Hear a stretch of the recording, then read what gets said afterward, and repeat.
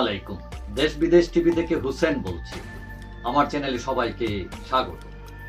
আমাদের দেশে একটা স্লোগান আছে, মানে আমার ভোট আমি যাকে খুশি দিব তাকে দিব। এখন যাকে খুশি তাকে ভোট দিবেন এই কথাটা ঠিক নয়। অবশ্যই আপনি যাকে খুশি তাকে দিতে পারেন না। কেন পারেন না সেই গল্পে আমি পড়ে আসি। পৃথিবীর সবচেয়ে ক্ষমতাধর হচ্ছেন আমাদের দেশের প্রধানমন্ত্রী। আমেরিকার প্রেসিডেন্টও এত ক্ষমতা রাখেন না।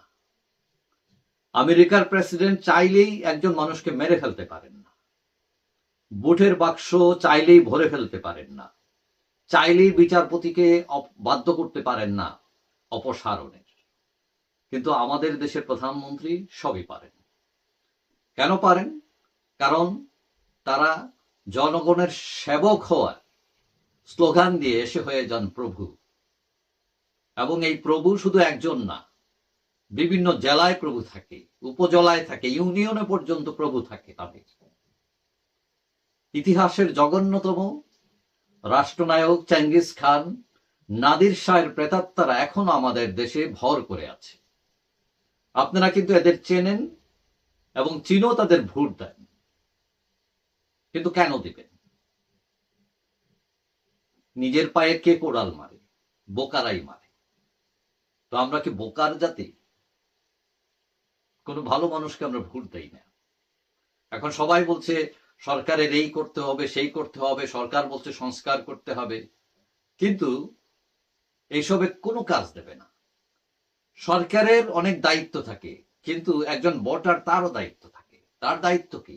যে সঠিক লোককে ভোট দেওয়া, ভালো লোককে, সৎ লোককে, আদর্শবান ত্যাগী লোককে ভোট দেওয়া, চুরকে নয়, বাটপারকে নয়।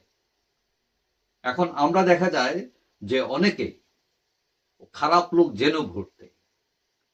এটার একটা যুক্তি দেন অনেকেই, সেটা হলো কি যে আরে ওকে ভোট দিয়ে লাভ, ও তো পাশ করবে না, ভোট নষ্ট করে লাভ কি? এটা তো ভোট নষ্ট করলেন না, বরং খারাপ লোককে ভোট দিয়ে আপনি ভোট নষ্ট করলেন। আপনার এটা কনফিডেন্স, আপনার ইমানই দায়িত্ব হচ্ছে ভালো লোককে ভোট দেওয়া। সে পাশ করুক না করুক ডাজন্ট ম্যাটার। এবং এইরকম যদি সবাই ভালো লোকটাকে দেয়, সাথে পাশ করবে না কেন? এখন অনেকে টাকা খেয়ে দেন, টাকা খাওয়াটাও ঠিক নয়, কিন্তু টাকা খেয়ে যদি দিতে হয়, টাকা ঠিকই খাবেন, কিন্তু ভোট দেওয়ার সময় ভালো লোকটাকে দেবেন। ওই একটা গল্প বলি। গল্পটা হচ্ছে, আমরা একবার, তখন এরশাদের আমলে, তখন গরুয়া রাজনীতি ছিল এবং 4 জনের বেশি মানুষ একসাথে মানে আড্ডা দেওয়া, বৈঠক করা এটা অ্যালাউড ছিল না। তো আমরা একদিন তখন বিশ্ববিদ্যালয়ে পড়ি, তখন আমরা বন্ধু বান্ধব সবাই মানে 10-12 জন বসে আড্ডা দিতেছি।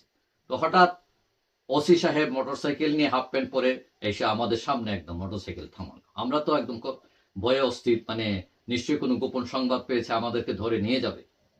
তো উনি নামলেন, নেমে বললেন পুলিশি কায়দায়, কি করেন আপনারা এখানে? তো আমরা বললাম না, আমরা গল্প আড্ডা দিতেছি। বললেন যে কি করেন আপনারা? যে আমরা বিশ্ববিদ্যালয়ে পড়ি। তো এটা বলার পরে তিনি নিজে নেমে গেলেন, নেমে আমাদের সাথে আড্ডা শুরু করে দিলেন। তো আড্ডা দিতে দিতে ওসি সাহেব এক সময় বললেন হঠাৎ করে যে বাংলাদেশে পুলিশে চাকরি করে ঘুষ খায় না, এটা আমি বিশ্বাস করি না। তিনি বললেন যে ঘুষ আমিও খাই, তবে আমার একটা নীতি আছে।